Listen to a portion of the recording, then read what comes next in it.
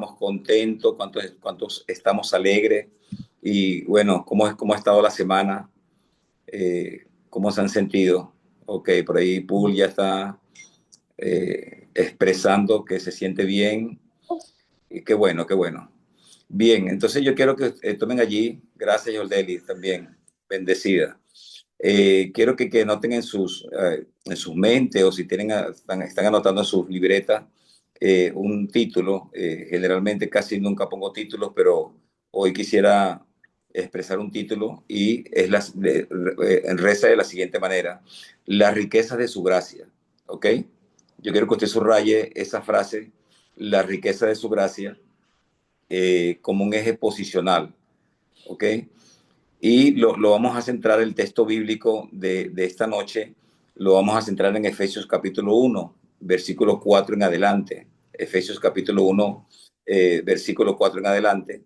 Antes de leer el texto, quiero expresar que una de las cartas, una de las máximas del apóstol Pablo, de todas sus 13 cartas que escribió neotestamentaria, la que a mi óptica de entendimiento expresa una claridad, digamos, una exactitud acerca de las riquezas en gloria que tenemos en el Señor y que también manifiesta un poco lo que es la herencia que contenemos en Cristo, es la carta a los Efesios. Para mí es una carta maravillosa, una carta extraordinaria que tiene una profundidad tan importante a nivel espiritual y que por supuesto creo desde mi plataforma que es una de las cartas que mayor expresa lo que contenemos en Cristo, nuestra identidad en Cristo. Específicamente el capítulo 1, 2 y 3 de Efesios. Así que tienen una tarea en casa, van a meditar, van a reflexionar acerca de nuestra herencia en Cristo. Ahí vamos a comprender no solamente lo alto, vamos a comprender lo largo, lo ancho y la profundidad de las riquezas que tenemos en Cristo nuestro Señor. ¿Ok? Capítulo 1, capítulo 2 y capítulo 3. ¿Estamos de acuerdo con eso? Amén. Ok. Entonces, considerando la frase como eje de posicionamiento en nuestras mentes, las riquezas de su gracia, leemos Efesios capítulo 4, Efesios capítulo 1, versículo 4, dice de la siguiente manera. Dice, según nos escogió Él antes de la fundación del mundo, para que fuésemos santos y sin manchas delante de Él, en amor, habiéndonos predestinado para ser adoptados hijos suyos por medio de Jesucristo, según el puro afecto de su voluntad. Quiero que subraye en su mente la frase según el puro afecto de su voluntad, porque cuando hablamos de la gracia, tenemos que hablar de la voluntad soberana de Dios en nuestras vidas. ¿Ok? Todo lo que tiene que ver con la gracia, indefectiblemente está casado con la soberana y buena voluntad de Dios para nuestras vidas. ¿Ok? Entonces en el versículo número 6, que es el texto que realmente nos interesa, dice, para alabanza de la gloria de su gracia. Quiero que también subraye en sus anotaciones la frase, la gloria de su gracia. Y lo pueda repetir, la gloria de su gracia. Fuimos escogidos desde antes de la fundación del mundo para que fuésemos santos y sin manchas delante de Él en amor, habiéndonos predestinado para ser adoptados hijos suyos por medio de Jesucristo, según el puro afecto de su voluntad. Y nos escogió para alabanza de la gloria de su gracia, subraye la gloria de su gracia, con la cual nos hizo aceptos en el amado y en quien tenemos redención por la sangre, el perdón de pecados según las riquezas de su gracia. Esta frase también, última, quiero que la subraye en su mente o en su libreta, las riquezas de su gracia. ¿Ok? Entonces tenemos dos pensamientos bien importantes que vamos a desglosar de manera introductoria. Número uno, la gloria de su gracia, su implicación y la riqueza de su gracia. ¿Ok? Por un lado, yo quiero que pensemos en la gloria de su gracia. La gloria de su gracia es el acto soberano de Dios de habernos introducidos en el nuevo pacto. Es decir, yo, Ernesto Rodríguez, que estaba de alguna manera enajenado de la vida de Dios, Ernesto Rodríguez que estaba muerto en sus delitos y pecados, Ernesto Rodríguez que no tenía, su espíritu estaba desconectado del espíritu del Padre, es decir, no teníamos esperanza, estábamos condenados, valga la redundancia, a la condenación eterna en ese pacto de amor entre el Padre y el Hijo, ¿ok? Porque el Padre hizo pacto con el Hijo y en ese pacto en Cristo yo fui introducido en el nuevo pacto, en su sangre. De tal manera que yo que no tenía esperanza, vine a ser aceptos en el amado. Entonces, lo primero que vamos a entender es que la frase que el apóstol Pablo en Efesios capítulo 1 está manifestando acerca de la gloria de su gracia, tiene que ver con el hecho irrefutable, el hecho posicional y el hecho teológico de que yo fui acepto, yo soy acepto en el amado. Es una posición de gobierno, es una posición de autoridad, es una posición de poder por los méritos de Cristo. Ahora, en esa posición, y creo que lo hemos hablado en otras imparticiones del discipulado, en la posición que es acepto en el amado, no hay condenación, no hay sentimientos de culpa, no hay sentimientos de rechazo, no hay sentimientos de vergüenza. Es decir, allí yo contengo la plenitud de Cristo en mi vida. Eso significa la gloria de su gracia, de yo, el que estaba enajenado de la vida de Dios, ahora soy introducido en el pacto entre el Padre y el Hijo, y en ese pacto soy acepto en el amado. ¿Ok? Ahora, es interesante, lo primero que vamos a enseñar es que en la gloria de su gracia yo tengo entrada a la herencia en Cristo. Wow. ¿Ok? En la gloria de su gracia yo tengo entrada a la herencia en Cristo. Soy copartícipe, soy coheredero con Cristo. ¿Ok? Y eso se resume por causa de la gloria de su gracia. ¿Ok? Ahora bien, si la gloria de su gracia significa de que yo que estaba excluido, soy introducido en el nuevo pacto, en el pacto de amor entre el Padre y el Hijo, ¿qué significa entonces la riqueza de su gracia? Que es el punto bien importante que vamos a estar desarrollando durante este tiempo de impartición. La riqueza de su gracia es el acto soberano de Dios de haber sido hecho partícipe de la riqueza de su herencia. Es decir, si la gloria de su gracia me da entrada a la herencia, la riqueza de su gracia me hace disfrutar de su herencia. No sé si me estoy explicando bien. ¿Ok? Más o menos, La más o gloria menos. de su Repite eso, gracia, tío. Repítelo, tío. la gloria de su gracia está contentiva. Primero, es un acto soberano de Dios. Tanto la gloria de su gracia es un acto soberano de Dios, como la riqueza de su gracia también es un acto soberano de Dios.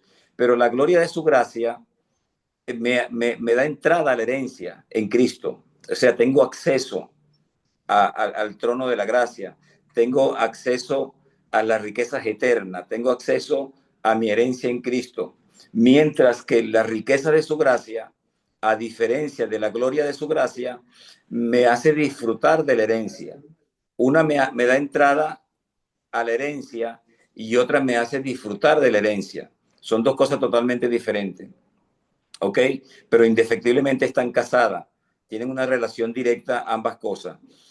Por eso el apóstol Pablo dice en Efesios 1:6, para alabanza de la gloria de su gracia, nos escogió desde antes de la fundación del mundo, versículo 6, para alabanza de la gloria de su gracia, con la cual nos hizo aceptos en el amado, en quien tenemos redención por su sangre, el perdón de pecados, según las riquezas de su gracia. Entonces, una me da entrada al nuevo pacto en la sangre de Cristo, soy acepto en el amado, pero la otra no solamente, ahora no tengo solamente la entrada al nuevo pacto, sino que ahora también disfruto de la herencia que contengo en el nuevo pacto. ¿Ok? Esta verdad que hemos desarrollado me lleva a una verdad eterna que tiene que estar fijada en nuestro espíritu. Tenemos que hacer la carne, hacer la vida a nuestro espíritu y es como un pensamiento o como una premisa que quiero plasmar en el día de hoy basado en lo que hemos explicado como de manera introductoria. ¿Ok? Entonces dice así, todo lo que tengo, todo lo que hago y todo lo que soy, voy a repetirlo porque quiero que se digiera de manera bien interesante. Todo lo que tengo, todo lo que, todo lo que hago, todo lo que soy, todo lo que tengo, todo lo que hago y todo lo que soy es solo por la inefable gracia de Dios derramada en mi vida. No nos jactamos absolutamente nada. Este pensamiento execra toda vinculación humana y execra todo tipo de razonamiento humano, nuestros recursos, nuestra autosuficiencia, nuestro esfuerzo, o sea, no vincula nada con nuestro ser como seres humanos, ¿ok? Entonces, todo lo que tengo, todo lo que hago, todo lo que soy, es solamente por la inefable, y uso la palabra inefable porque la palabra inefable significa literalmente algo que no se puede explicar con palabras humanas, ¿ok? La gracia de Dios en mi vida es tan inexplicable, increíble, es algo tan maravilloso que no hay una expresión verbal desde el áutico humano para explicarla. Entonces, todo lo que yo hago, ya sea integralmente o quizás vamos a supeditarlo a nuestro llamado, a nuestro ministerio, a la manifestación de mis dones, mis talentos, mis capacidades, mis recursos financieros, mis bienes materiales, mi familia, absolutamente todo lo que tengo, todo lo que hago y todo lo que soy es solo por la inefable gracia de Dios derramada en nuestras vidas. ¿Ok? Amén, Señor. Amén. Entonces, esto es interesante porque la vieja naturaleza se atribuye siempre cimentado desde la plataforma del ego, se atribuye los recursos, se atribuye las decisiones y una cantidad de aspectos que para ellos para la vieja naturaleza es muy importante. Pero cuando fluimos o nos desarrollamos en la gracia de nuestro Dios, no vincula nada absolutamente de la naturaleza humana. ¿Ok? Es Dios en nosotros. Nuestro llamado le pertenece a Dios, nuestra asignación le pertenece a Dios, nuestros dones le pertenecen a Dios, nuestra congregación no es mi iglesia, es la iglesia del Señor que por la gracia me ha entregado para administrar. Es decir, nada, absolutamente nada nos pertenece. Sí, sí estamos allí, ¿verdad? Sí, tío, quisiera Ok, hacer un comentario de valor rapidito, si me lo permite. Y a la misma vez una claro, pregunta. para eso estamos. Ojalá. Y a la misma Bueno, vez una dale. pregunta, lo que dice.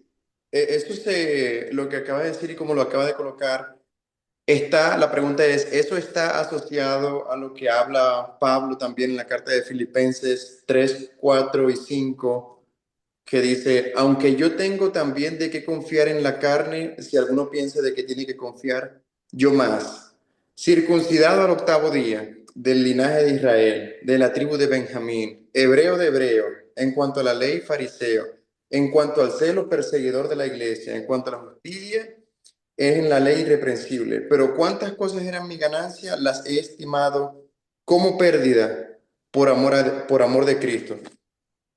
Indudablemente está correcto. Filipenses 3, 4, Eh, 6, 7.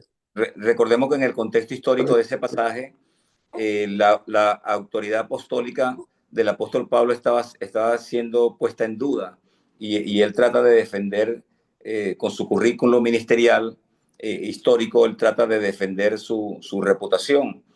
Aún el apóstol Pablo, que era un hombre ungido, que era un hombre con un llamamiento santo superpoderoso, con una gran asignación, tenía también la misma lucha que tenemos tú y yo a diario con el ego, ¿no? Y el apóstol Pablo sí exactamente está hablando de esa lucha entre la carne y la vida en el espíritu, que constantemente tenemos que aprender a abordarla de manera correcta, ¿no? Ese pasaje que has leído, Esteban, está en concordancia con 1 Corintios 15:10, Fíjese que en 1 Corintios 15:10, el apóstol Pablo dice, pero por la gracia de Dios soy lo que soy. Por la gracia de Dios soy Wow, lo que soy.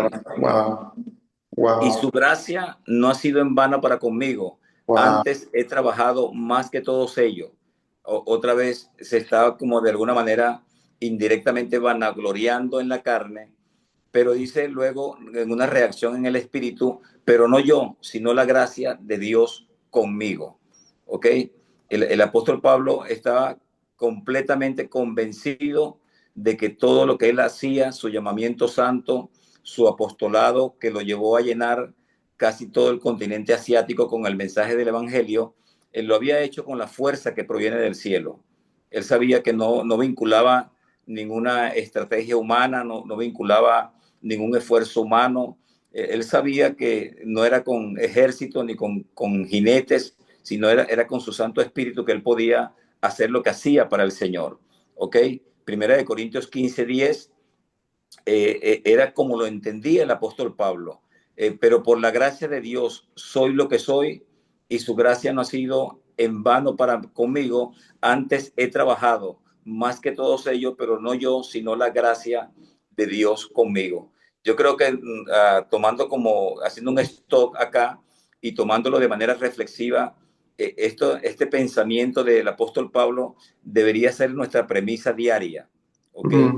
Sí. Para no vanagloriarnos, para cada día, de alguna manera, comparativamente, enterrar toda vida de independencia que vincula con la vieja naturaleza, toda autosuficiencia, todo orgullo, toda soberbia, toda altivez, ¿ok? Que a veces pensamos que lo que hacemos lo hacemos por nuestra fuerza y la verdad eterna es que lo que hacemos lo hacemos por la plena gracia de Dios derramada en nuestras vidas. ¿Ok? Amén. Sí, sí, una pregunta. Respecto a eso, ¿también crees que Pablo tuvo la revelación de que hasta incluso lo que él llegó a hacer intelectualmente antes de conocer ah, la revelación de Jesús también fue por la gracia de Dios? O sea, incluso lo que él logró a nivel intelectual, cultural, ¿crees que también hacía referencia a eso? Yo creo que Dios en su soberanía, en su plan soberano con todos nosotros, ya lo tenía implicado en su diseño. ¿Ok? Yo no creo que haya sido algo, digamos, de casualidad o algo fortuito, ¿no? Yo creo que Dios ya conocía de antemano todo lo que iba a significar Pablo en la obra del ministerio. Y de hecho, Pablo fue escogido a los gentiles por todo el currículo que tenía académico, todo ese bagaje que él tenía, ese credencial que lo calificaba como alguien que podía llegarle a reyes, a gobernantes, a gente de eminencia. Ya Dios lo sabía perfectamente y entonces podemos deducir que ciertamente también por la mera gracia de Dios, ya Dios lo estaba preparando desde antes de nacer, pues como dice el profeta Jeremías. Amén, tío, amén. Gracias. ¿Okay? Entonces, fíjese, es interesante porque estamos hablando de las riquezas de su gracia y de repente en este tiempo donde vemos una iglesia, digamos, con un concepto de mucho libertinaje, de mucha liberalidad, no sé, no me cabe una expresión, pero hay mucha corrupción y hablar de la gracia desde un punto sano es como un desafío, ¿no? Ahora, ¿por qué? La pregunta es, ¿por qué tenemos que aprender correctamente acerca de la gracia? Y la razón es muy sencilla, porque nosotros crecemos en gracia, ¿ok? Crecemos en gracia, no para libertinaje. Crecemos en gracia porque la palabra dice textualmente que en la gracia, en la palabra de la gracia es que somos edificados, o en la palabra de la gracia es que somos sobreedificados. De hecho, cuando usted lee Hechos capítulo 20, versículo 32, dice textualmente, y ahora hermanos, está hablando el doctor Lucas a la iglesia de los Hechos, y ahora hermanos, os encomiendo a Dios y a la palabra de su gracia, a la palabra de su gracia que tiene poder para sobreedificaros y daros herencia con todos los santos. ¿Ok? Entonces, ¿Cuál es ese tío? ¿Cuál versículo? Eso está en Hechos capítulo 20, versículo 32, y dice textualmente, lo voy a repetir: y ahora, hermanos, os encomiendo a Dios y a la palabra de su gracia, que tiene poder para sobreedificaros y daros herencia con todos los santos. Es decir, somos edificados con la palabra de su gracia. Ahora, antes de seguir comprendiendo lo que es la gracia, lo que implica la gracia en nuestras vidas, vamos a romper algunos paradigmas, algunos pensamientos paradigmáticos.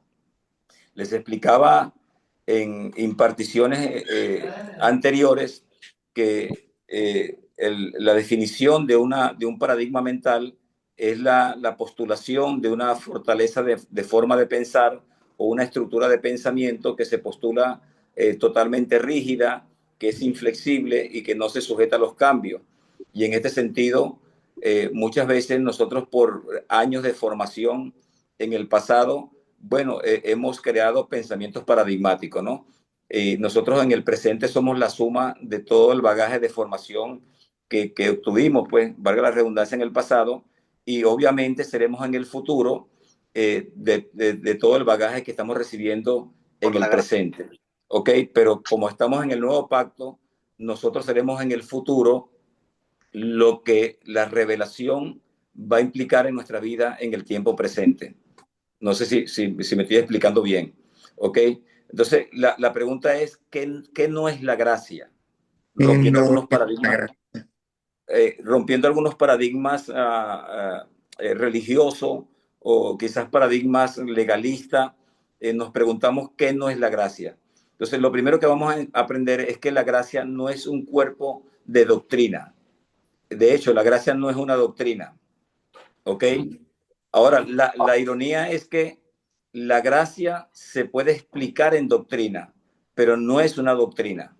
Eso hay que tenerlo bien elemental en nuestras vidas, porque no estamos hablando de un pensamiento teológico, no estamos hablando de un pensamiento dogmático, de un pensamiento digamos, de preceptos doctrinal. Absolutamente no. Entonces, no es una doctrina la gracia, número uno. Ese paradigma tenemos que romperlo. ¿Ok? Número dos, la gracia no es una dispensación bíblica. Entendemos que en el antiguo pacto se habló inicialmente de la dispensación de la inocencia, cuando Adán y Eva estaban en el huerto del Edén. Luego, cuando ellos quebrantaron el divino mandato de no comer del árbol de la ciencia del bien y del mal, ellos se murieron espiritualmente, perecieron, y entonces vino a tomar gobierno la dispensación de la inocencia. Luego viene la dispensación de la ley. Bueno, hay una cantidad de dispensaciones, pero la dispensación connota un espacio de tiempo determinado. Cuando hablamos de dispensación bíblica, estamos hablando de momentos circunstanciales donde Dios se manifestó de manera histórica al hombre en su plan divino. Entonces, una dispensación implica un tiempo determinado, de tal manera que la gracia no es un tiempo. No, esa frase folclórica o quizás coloquial que usamos, estamos en el tiempo de la gracia, no está bien, no está correcta, porque la gracia no es un tiempo. ¿Ok? La gracia, si la vamos a definir, la gracia es la manifestación sustancial de Dios. Es decir, la gracia es la misma vida de Cristo manifestada en su iglesia o manifestada a la humanidad.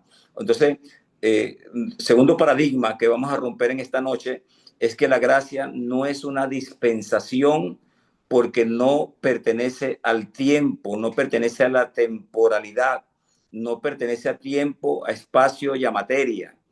Es la manifestación sustancial de la vida de Dios en Cristo. Si pudiéramos definir la gracia es la vida eterna. No tiene tiempo, no tiene principio, no tiene absolutamente fin. ¿Ok?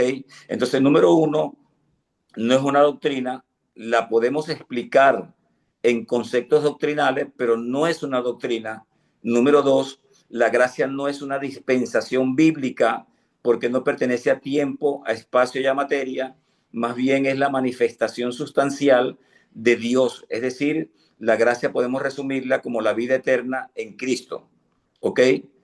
Entonces, número 3, rompiendo algunos paradigmas religiosos, la gracia no es una licencia para el libertinaje. Como dicen algunas teologías por allí que postulan, bueno, como somos salvos, podemos hacer lo que querramos, podemos hacer lo que nos dé la gana porque en total ya somos salvos. No, el pensamiento de una persona que está convencida y que está persuadida de su salvación es más bien de agradecimiento a Dios y de servir a Dios en adoración y en plenitud de corazón. ¿Ok? Entonces, la gracia no es una licencia para el libertinaje. La gracia es la fuente de la verdadera libertad en Cristo. ¿Ok? Número 1, no es una doctrina. Número 2, no es una dispensación bíblica. Número 3, no es una licencia para el libertinaje. Número 4, no es un concepto teológico. La gracia no es un concepto teológico, no es un concepto dogmático, no es un concepto académico o formativo, no es algo que voy a meter dentro de la homilética, dentro de la hermenéutica o dentro de la escatología o dentro del marco de hacer una exégesis bíblica. No, la gracia no es un concepto teológico, la gracia es una persona y se llama Cristo. Amén. Wow. Es la vida de Cristo. ¿Ok? Entonces voy a recapitular, no es una doctrina, es interesante, la puedo explicar dentro del marco de la doctrina bíblica, pero no es una doctrina, no es una dispensación bíblica porque la gracia no pertenece a un tiempo, a un espacio, ya la materia, no es una licencia para el libertinaje, es una fuente de la verdadera libertad en Cristo, no es un concepto teológico porque es una persona, no es algo, es alguien. Y eso cambia la óptica del pensamiento. ¿Ok? Y número 5, hablando de lo que no es la gracia no son promesas por cumplirse. Es decir, el pensamiento desde la óptica del nuevo pacto no fluye en promesa. Las promesas eran vinculantes al antiguo pacto, pero en la gracia no son promesas por cumplirse, es el cumplimiento de todas las cosas en Cristo. De tal manera que es importante entender que en esta, digamos, vida de la gracia de Dios en nuestras vidas, nosotros no dependemos de las promesas, porque ya las promesas fueron cumplidas en Cristo. Cristo es el cumplimiento de todas las cosas. No sé si me estoy explicando bien con todo esto, ¿no? Sí, Entonces, sí, sí. la nota de valor es que creemos en gracia cada día. Cada día estamos creyendo en gracia. Cada día estamos entrando a ámbitos de luz, a ámbitos de entendimiento, a ámbitos de revelación por la gracia de Dios. No es porque tenemos un gran coeficiente intelectual en términos espirituales o porque somos, digamos, muy académicos. No, lo que obtenemos de revelación en el Espíritu es por la mera gracia de Dios en nuestras vidas. Entonces, en este sentido, hablando de que en Cristo todas las promesas son sí, son amén, no vivimos expectantes en promesas. Y lamentablemente, el lenguaje folclórico de muchos cristianos tradicionales hoy día es que hablan de muchas de las promesas. Y ojo, no es mi intención, no es mi espíritu poder subestimar el vocabulario de algunos creyentes que con fe genuina y quizás con corazón sincero hablan, todavía están esperando en promesa. Pero es que ya la promesa fue cumplida en Cristo y la vida de Cristo la portamos dentro. La plenitud de Cristo la tengo yo. Yo soy portador de la vida de Cristo. Entonces, ¿cuál es mi responsabilidad? La expresión de esa vida. ¿Ok? Todas las bendiciones ya fueron consumadas en Cristo. Ya todas las promesas fueron cumplidas en Cristo. Entonces, en este sentido, desde la perspectiva del nuevo pacto, yo no vivo en promesa, yo vivo en cumplimiento en Cristo. Cristo es el cumplimiento de todas las cosas. Entonces, no vivimos expectantes en promesa, sino en realidades en Cristo que son parte de nuestra herencia. Basamento bíblico en 2 Corintios 1:20. Este versículo debe estar como que pegado a nuestra pared, porque a veces, Señor, estoy esperando tus promesas. Mire, le voy a decir algo. 2 Corintios Para el 1:20. para el pueblo de Israel, cuando los judíos o los hebreos que pasaron 430 años cautivos en Egipto, ellos salieron de Egipto con una promesa, y la promesa fue la palabra que había salido de la boca de Dios. Dios les había dicho a ellos: los sacaré con mano fuerte y los llevaré a una tierra que fluye leche y miel. Es decir, los voy a llevar a la tierra prometida. Eso es una verdad bíblica, una verdad histórica, pero una verdad histórica y una verdad bíblica que está enmarcada en el Antiguo Testamento, en el Antiguo Pacto. Pero en el Nuevo Pacto, yo como creyente, como hijo de Dios, no estoy buscando llegar a la tierra prometida. Ya yo tengo mi tierra prometida, porque mi tierra prometida no es un concepto de promesa. Mi tierra prometida es Cristo dentro de mí. Ya yo estoy en el reposo. El reposo no es un día que voy a cumplir a la semana, sino que el reposo es Cristo en mi vida, y tiene que ver con verdades presentes, ¿ok? Verdades presentes. De tal manera que en 2 Corintios 1:20, para reafirmar la verdad que estamos explicando, dice: porque todas las promesas de Dios son en Cristo sí, y en Él amén. Deberíamos repetirlo: porque todas las promesas de Dios en Cristo son sí, y son en Él amén, por medio de nosotros, para la gloria de Dios el Padre. De tal manera que la riqueza de su gracia consumada en nosotros están contentivas en la herencia eterna que tenemos en Cristo el Señor. Es una realidad eterna que tenemos que ver cada día. ¿Cómo la vemos? La vemos cada día cuando estamos intencionando crecer en ella, crecer en gracia. Eso significa crecer en gracia.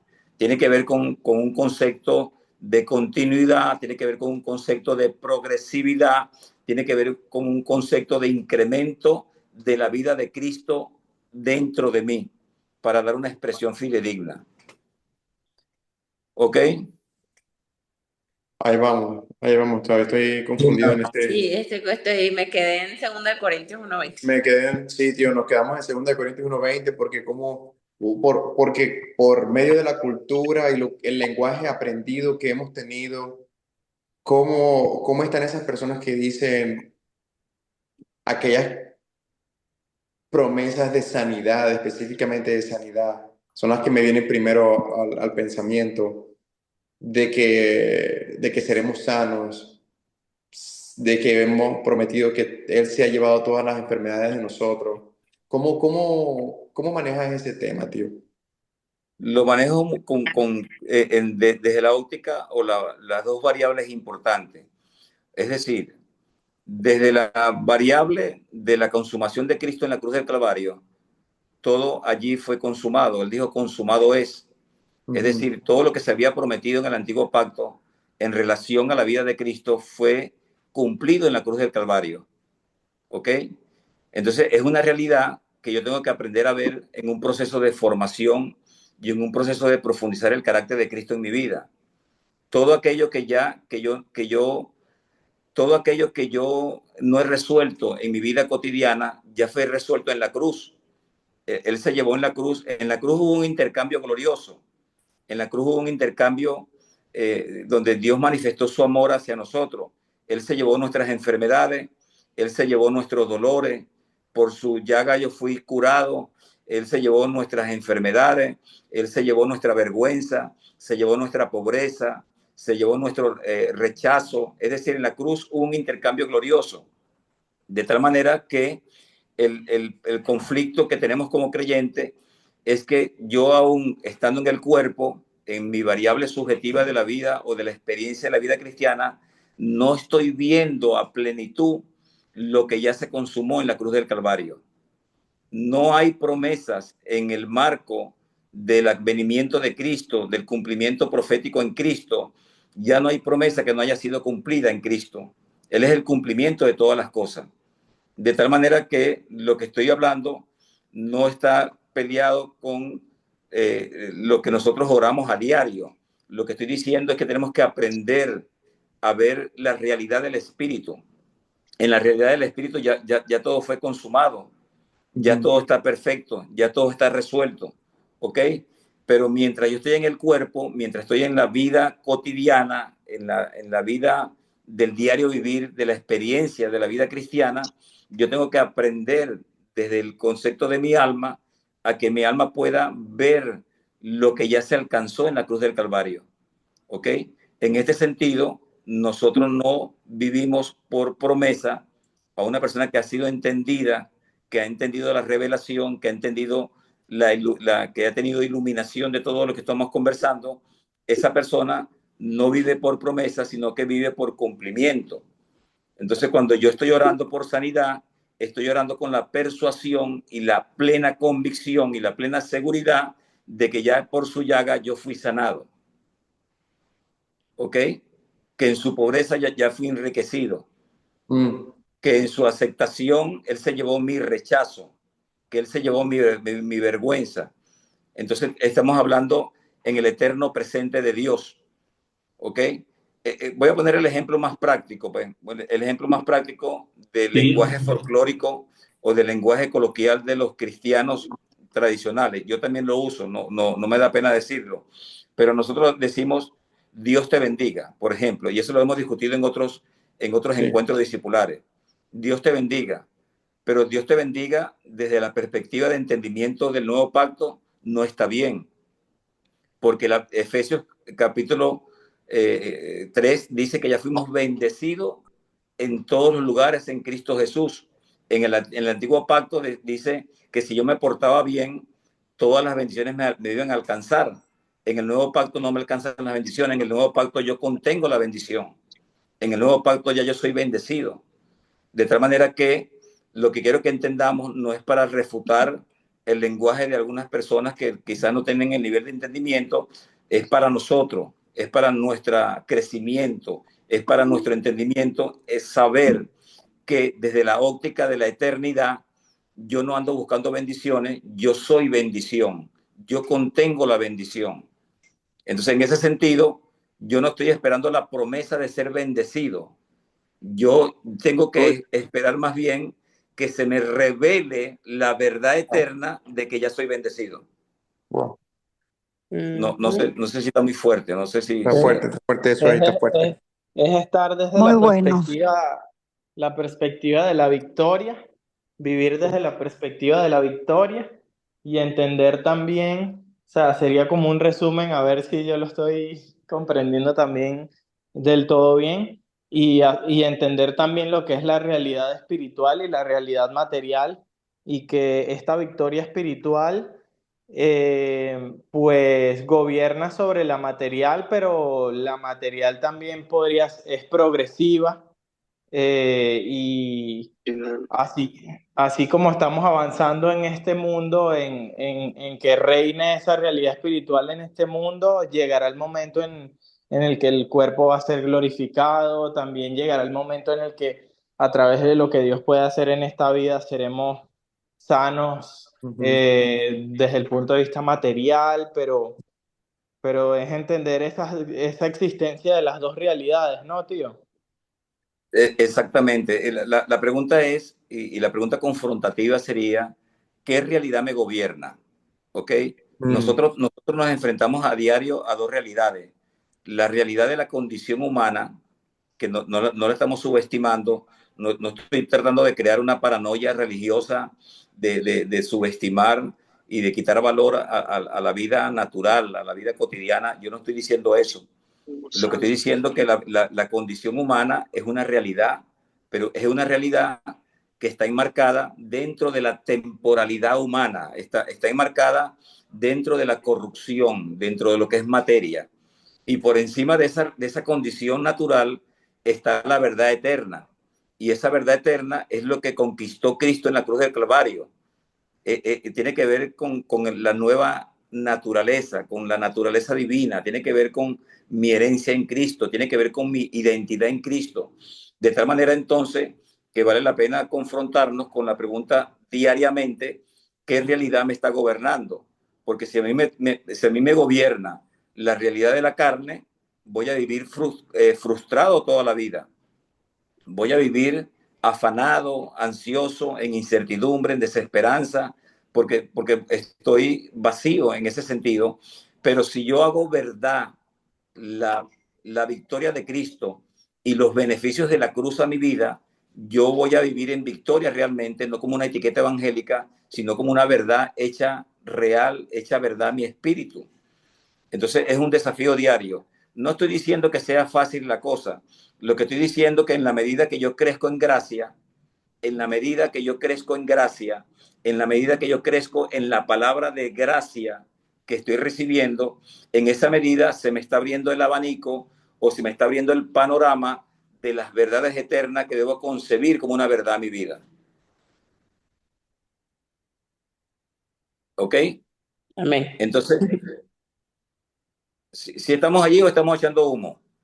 Estamos casi echando humo, hermano. Solamente, tío, si me puedes explicar, porque también como que me perdí en ese de Primera de Corintios, ¿cuánto? 15 días. No, Segunda de Corintios 1:20, porque no entendía mucho el contexto de por qué él dice eso. Eh, Donde dice que en Cristo tenemos el sí y en el amén. o sea, como que parece un trabalengua eso. Entonces esa parte me... Pero sí Porque entiendo lo que quieres decir, que ya en Cristo todo es sí, pero esa parte de exactamente. que es el sí y el Voy a amén, poner eso un no. ejemplo más concreto, un ejemplo más concreto. Actualmente, muchas religiones cristianas guardan el día sábado. Ujú. No voy a decir nombre cuál acepción de religión cristiana es. Ustedes pueden saber. Ellos guardan el día de reposo. Y para ellos el día de reposo, desde su óptica de interpretación, es el día sábado. Para nosotros, lo que contenemos el entendimiento, lo que contenemos la revelación del nuevo pacto, entendemos que el reposo no es algo que yo voy a buscar en un día cronológico, que el reposo es una persona, Y es que el Cristo. reposo es Cristo. Cristo es mi día de reposo. De tal manera que Israel salió al éxodo, caminó 40 años en el desierto, tratando de buscar el reposo en la tierra prometida, porque se le había hecho la promesa de que cuando llegaran a la tierra prometida, ellos conseguirían el reposo que Dios le había prometido. Eso fue en la verdad histórica y la verdad bíblica del antiguo pacto. En el nuevo pacto, ya yo no camino a una tierra prometida para buscar un reposo, porque yo ahora soy copartícipe de la vida de ese reposo que es Cristo dentro de mí. En ese sentido, decía que todas las promesas en Cristo fueron en él sí y fueron en él amén. Es decir, fueron consumadas en Cristo. Cristo es el cumplimiento de la ley, Cristo es el cumplimiento del antiguo pacto, porque todo el antiguo pacto era sombra de lo que había de venir. Era como una fotocopia de lo verdadero. En Cristo se cumple todo lo verdadero. De tal manera entonces que ya yo no camino en promesa, yo camino en cumplimiento. Esto es solamente para entendidos. ¿Ok? Ujú. Entonces tengo un pensamiento que quiero leer. Cuando somos edificados en la palabra de gracia, decíamos al comienzo del estudio discipular que somos edificados en la palabra de su gracia. Entonces vale la pena establecer este pensamiento. Cuando somos edificados en la palabra de gracia y entendemos el fundamento, ¿ok? Entendemos el fundamento donde estamos edificando. Entonces quiero que subraye conmigo la palabra fundamento. Cuando yo soy edificado en la palabra de gracia y entiendo el fundamento, en esa medida voy a disfrutar de mi herencia en Cristo. Es decir, de yo disfrutar, de yo ver, de yo clarificar, de yo precisar mi herencia en Cristo, es un asunto de entendimiento. Entonces, vale la pena decir o preguntarme de manera reflexiva qué estoy haciendo más tangible en mi vida. ¿Qué estoy haciendo más real en mi vida? ¿Ok? ¿Qué estoy haciendo más material en mi vida? Mi condición de todos los días, donde vivo afanado, estresado, preocupado, fatigado, presionado, donde vivo en desesperanza. Si esa es mi verdad, esa verdad es la que estoy haciendo más tangible.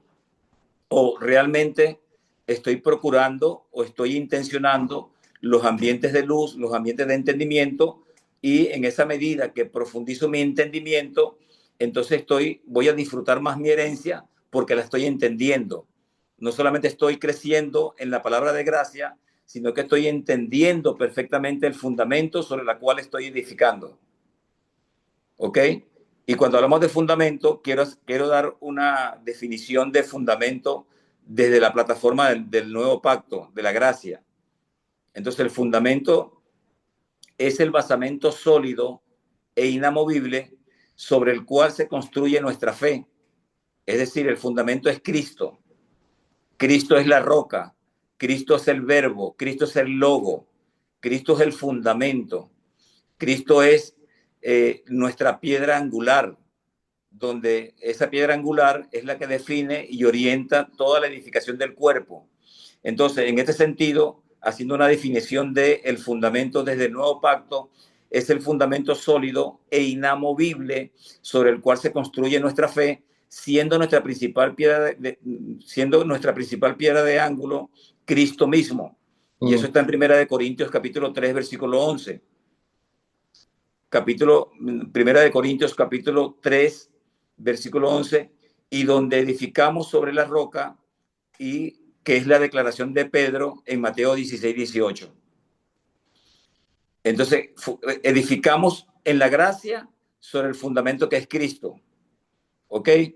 Por eso, cuando Cristo le pregunta a los discípulos, ¿qué decís vosotros que soy yo? Todos callaron y el único que habló fue el apóstol Pedro. Y el apóstol Pedro le dice, Señor, tú eres el Cristo, el Hijo del Dios viviente. Y pasa el Señor Jesús a darle una de las premisas más extraordinarias que aparecen en la Biblia, y le dice, bienaventurado eres, Simón, hijo de Jonás, porque no te lo reveló sangre ni carne, sino mi Padre que está en los cielos.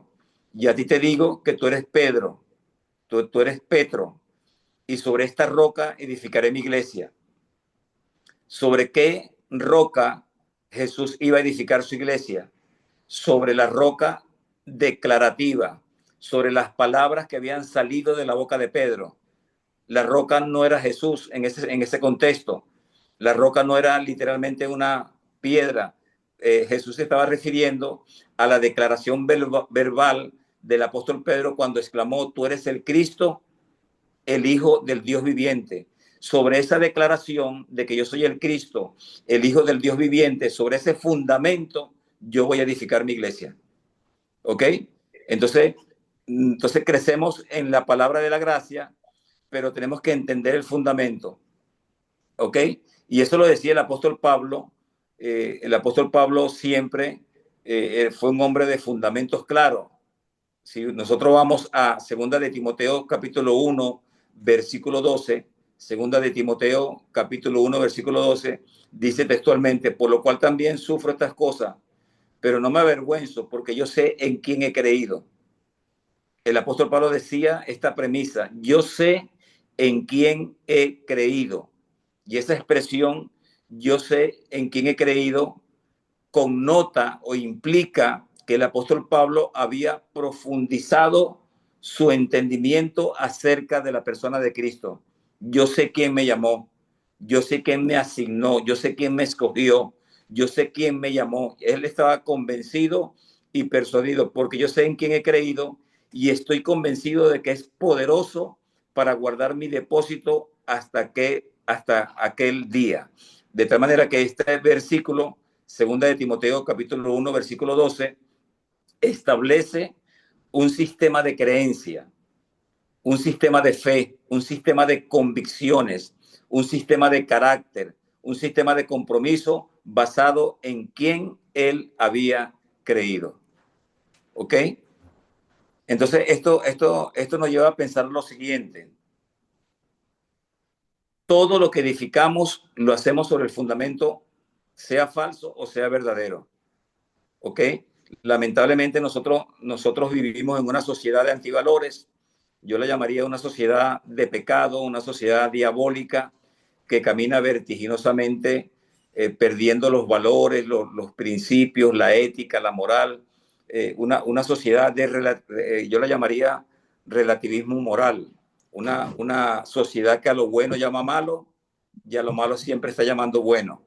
Como lo dice Isaías capítulo 5, versículo 20, hay de los que llaman al mal bien y al bien mal, que tienen las tinieblas por luz y luz por tinieblas, que tienen lo amargo por dulce y lo dulce por amargo.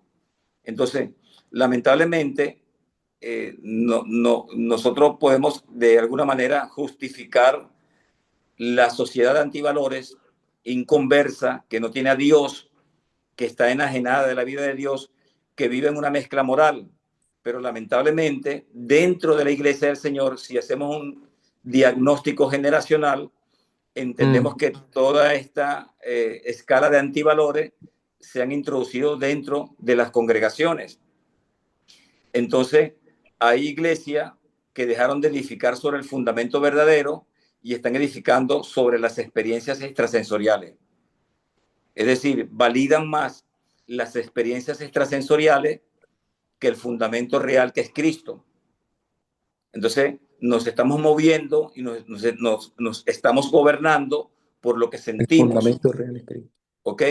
Y nos acostumbramos a cultos movidos, cultos que tocan las emociones, cultos que están basados en nuestras propias experiencias. Y no estoy invalidando las experiencias, pero las experiencias no son fundamentos para edificar la iglesia. Las experiencias no son fundamentos para edificar la iglesia.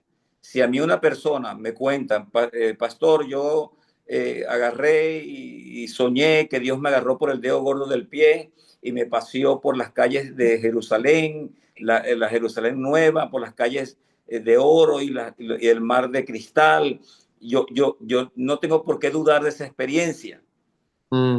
Es una experiencia personal, tiene valor para esa persona, pero la experiencia de esa persona no vincula para edificar la iglesia. Entonces, no podemos edificar... Tengo una pregunta, tío. Ya te doy la palabra. No podemos edificar sobre el fundamento de las experiencias extrasensoriales, aunque sean importantes. Adelante. Hay una línea delgada entre la experiencia extrasensorial y las manifestaciones espirituales. Entonces, ni una ni la otra, pero como yo valido ciertas cosas que pues también deben manifestarse a través de la gloria de Dios y su presencia. Esa es mi pregunta. Sí, por eso decía que no subestimo las experiencias. Ahora, ese es un hilo, exactamente como tú lo has dicho, un hilo muy delgado, extremadamente delgado, y es un asunto de discernimiento espiritual. ¿Ok? Yo no puedo menospreciar la experiencia de una persona si está danzando en el espíritu, si está hablando en lengua, si está, no sé, con ciertas manifestaciones visibles. Para mí sería irrespetuoso poder juzgar a esa persona desde la vinculación de la carne. Sin embargo, yo creo que es un asunto personal de cada quien entender si lo que estamos haciendo o lo que estoy manifestando, estoy expresando, lo estoy haciendo desde la vida en el espíritu o lo estoy haciendo desde el egocentrismo propio. Es un asunto muy particular de cada quien. ¿Ok? Entonces, por eso decíamos que no subestimo el hecho de las experiencias. Cada quien tiene una experiencia, pero lo que estamos hablando en el contexto es que si así sea genuina la experiencia, o aún peor, si es falsa, no vincula para como una herramienta o como para un concepto de edificación de la iglesia. ¿Ok? La iglesia se edifica sobre el fundamento que es Cristo y hay que entenderlo desde el punto de vista de la revelación del Espíritu Santo de Dios para edificación de la iglesia. No sé si está bien. Sí, cuando dices como que se edifica, o sea, lo que me imagino es como que cuando ponemos como que el fin o lo que mi meta es que haya la manifestación, o sea, como que si no hay la manifestación, entonces no funcionó o no era el objetivo. La meta es la edificación. La meta es la edificación. Voy a poner un ejemplo práctico. Pues. y voy a ponerme yo como ejemplo en mi Si no congregación. me hizo La llorar, congregación no que yo, estuvo bueno el culto. la congregación que yo administro, ¿ok? Eso. De repente un domingo, Dios me dijo, haz el llamado después de la predicación e impone manos. Y yo hice el llamado, la gente pasó al altar de la plataforma y yo comencé a poner manos. Y la gente comenzó a caer en el piso. Y que la gente comenzó a caer en el piso por una manifestación genuina del Espíritu Santo de Dios. ¿Ok?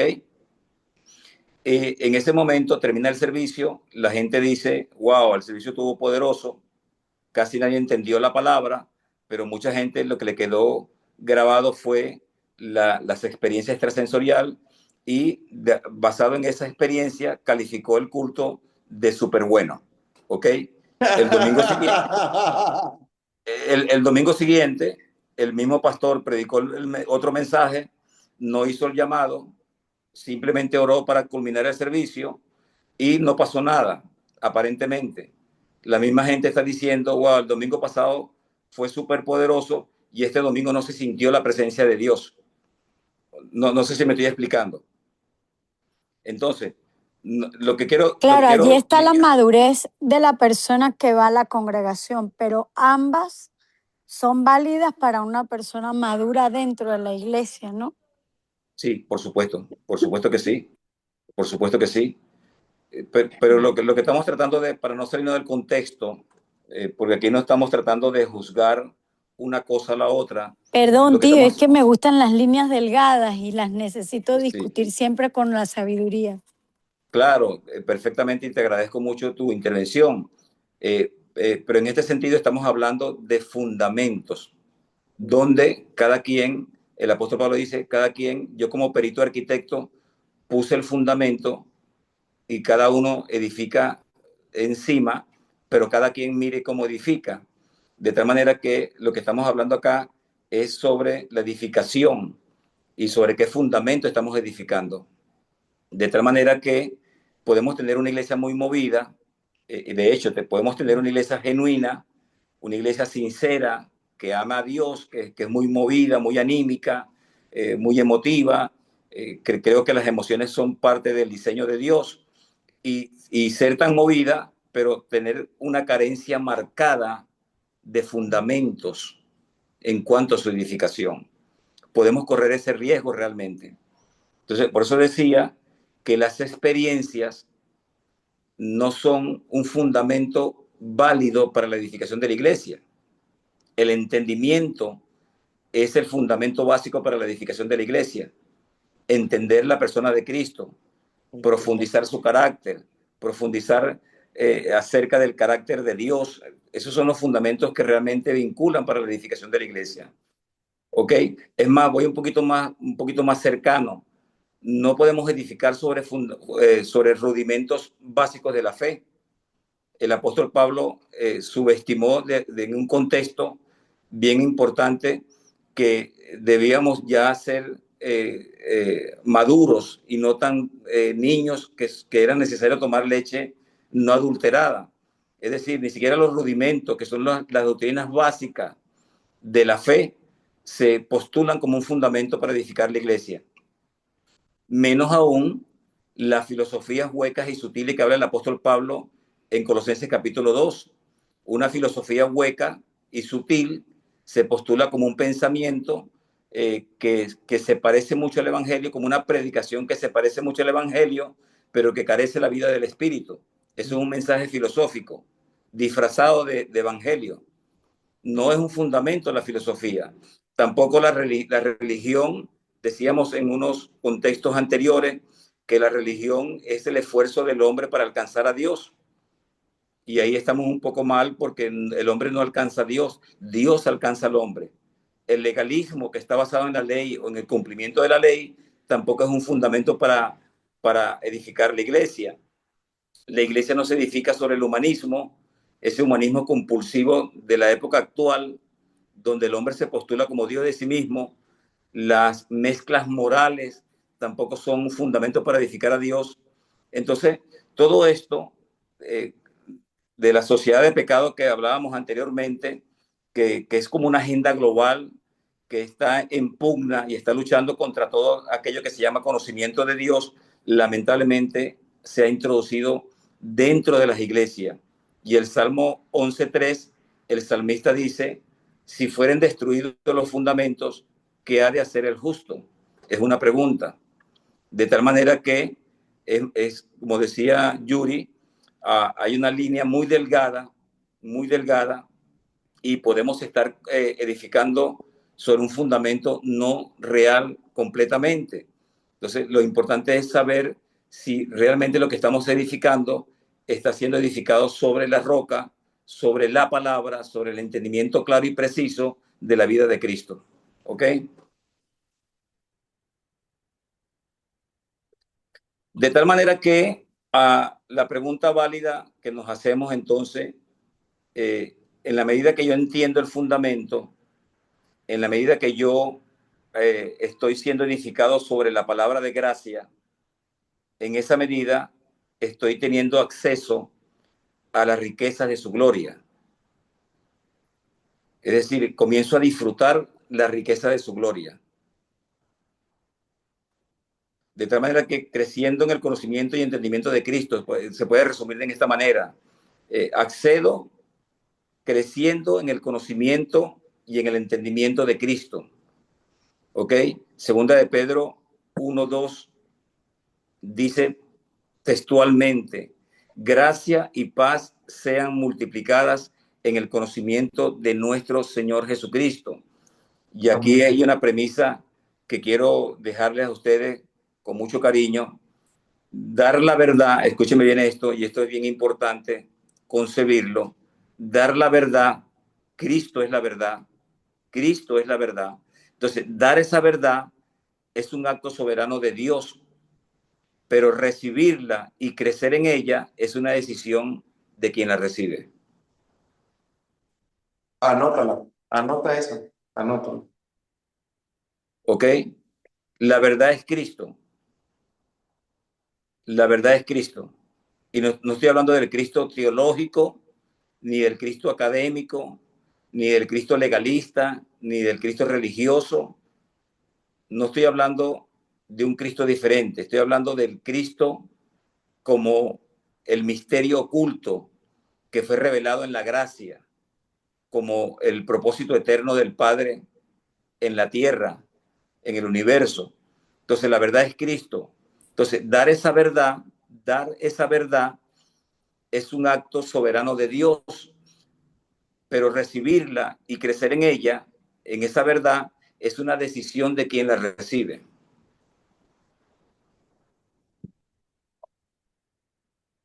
En este sentido, quiero hacer una ecuación bien interesante de 4 puntos importantes, quizás de manera de tics. Número 1, la gracia es otorgada por el Padre. La gracia es otorgada por el Padre. ¿Qué hora es? Y ya estamos en la hora. La gracia es otorgada por el Padre. Número 1. La gracia está contenida en Cristo. Número 2. Número 1. La gracia es otorgada por el Padre. Número 2. La gracia está contenida en Cristo. Número 3. La gracia es revelada por el Espíritu Santo de Dios. Y número 4, la gracia es recibida y administrada por nosotros. Es otorgada por Dios, está contenida en Cristo, es revelada por el Espíritu Santo y es recibida y administrada por nosotros.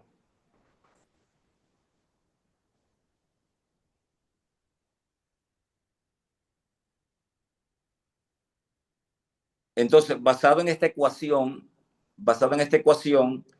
experimentar y vivir a plenitud la vida de Cristo es proporcional al entendimiento de su herencia eterna. Entonces, es un asunto de progresividad, es un asunto de continuidad, es un asunto de incremento de la persona de Cristo en mi vida. ¿Por qué? ¿Por qué es así? porque si nosotros definimos la gracia, que por cierto, la gracia es inescrutable, no hay manera de entenderla desde la mente finita del ser humano, es imposible entender la gracia. Es inefable porque no hay palabra para explicar la gracia. Sin embargo, desde nuestra limitada óptica de entendimiento, podemos definir la gracia, lo voy a leer textualmente como lo escribí aquí en la computadora, es la máxima expresión, la gracia es la máxima expresión del amor inescrutable e inefable del Padre de los cielos, concedida en Cristo, dándonos su herencia eterna que debe ser entendida por medio del conocimiento progresivo de la vida del Hijo revelada por el Espíritu Santo de Dios. Lo voy a leer textualmente. Es la máxima expresión del amor inescrutable e inefable del Padre de los cielos, concedida en Cristo, dándonos su herencia eterna que debe ser entendida por medio del conocimiento progresivo de la vida del Hijo revelada por el Espíritu Santo. ¿Cuál basamento podemos conseguir con esta expresión conceptual? Juan 17:3, la famosa, la más expresiva de las oraciones de Jesús en el Evangelio, en Juan 17:3 dice, y esta es la vida eterna, y esta es la vida eterna, que te conozcan a ti, al único Dios verdadero, y a Jesucristo, a quien has enviado. Es decir, en este contexto, la vida eterna no es un concepto teológico. La vida eterna no es un concepto dogmático que debo estudiar. La vida eterna es Cristo. Cristo es la vida eterna, el único Dios verdadero. Es decir, y esta es la vida eterna, que te conozcan a ti, al único Dios verdadero, y a Jesucristo, a quien has enviado. De tal manera que, entendiendo la gracia o entendiendo la riqueza de su gracia, entonces la riqueza de su gracia execra toda injerencia humana en nuestra salvación. Termino con esto. Muchas cosas que explicar, pero el tiempo no nos da para explicar todas las cosas. Efesios 2:8, anote ese versículo bíblico y manténgalo en su mente. Efesios 2, versículo 8, dice, por gracia sois salvo por medio de la fe, y esto no de vosotros, es pues un don de Dios. En este maravilloso versículo hay tres palabras que son bien importantes. Debería anotarla. Número 1, gracia. Número 1, salvación. Número 2, fe. Las tres palabras execran toda injerencia del ser humano. La gracia es un don de Dios. La salvación es un don de Dios. La fe es un don de Dios. No es de vosotros. Es un don de Dios. De tal manera que entonces entendemos que por medio de la gracia hemos recibido todo lo que tenemos. Es por su mera gracia. Que Dios nos ayude en este tiempo a entender que todo lo que somos, todo lo que hacemos y todo lo que pensamos y hablamos, lo hacemos por la mera gracia de Dios derramada en nuestros corazones.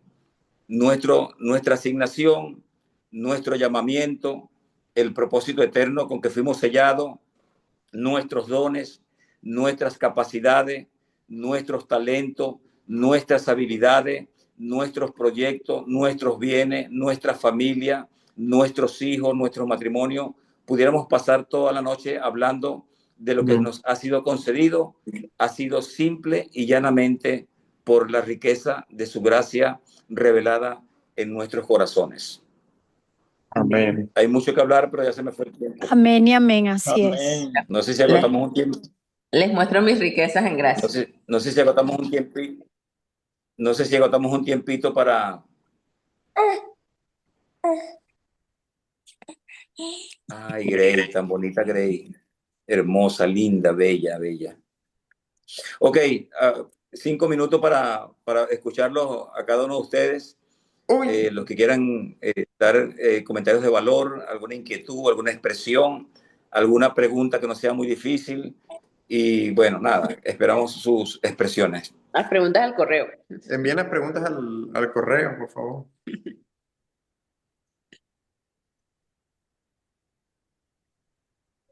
Estamos bien, estamos bien. Estamos bien todos.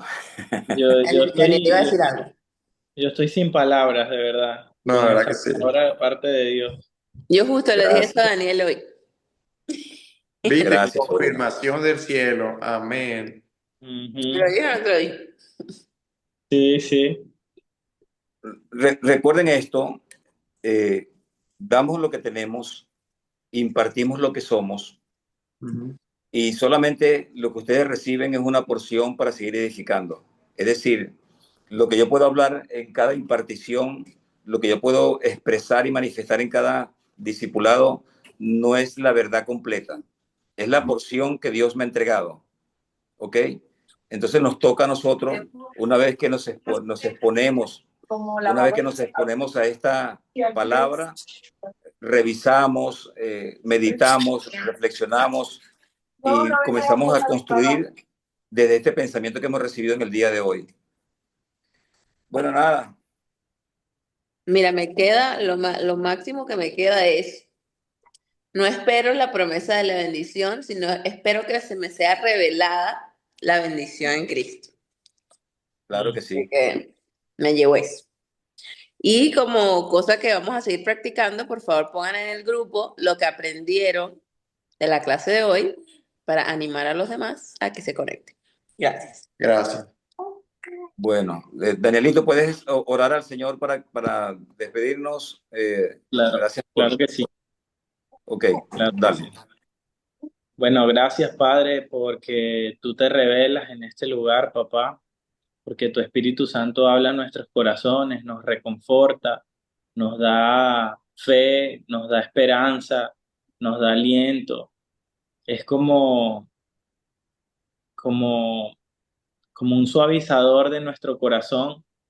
Gracias porque tú nos amas profundamente, porque podemos experimentar tu amor en estos lugares. Gracias por mi tío, que gracias por lo que tú le has impartido, por lo que tú le has Gracias. dado a tu corazón, papá.